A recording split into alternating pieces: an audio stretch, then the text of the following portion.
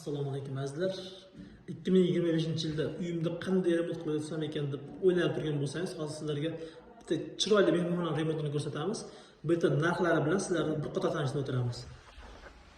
Mana ko'rib o'tasizlar, hozir patologlarimizni gipsokarton qotirganmiz. Gipsokartonni listlarini hop 38 ming so'mdan sotib olib, 120 ming so'mdan qotirib berganmiz gipsokartonni. Patologlarimizga gipsovoytega qatarganmiz. Bularni 13 ming so'mdan sotib olib, 25 ming so'mdan ustunovka qilib, ranglar bilan bitishi bo'lgan. Devorlarimizga atechento qilib berganmiz. Atechentomizni shpagalovga tortib, o'sha tayyor bo'lishi, bitishi xullas bitta 80 ming so'mdan bo'lyapti.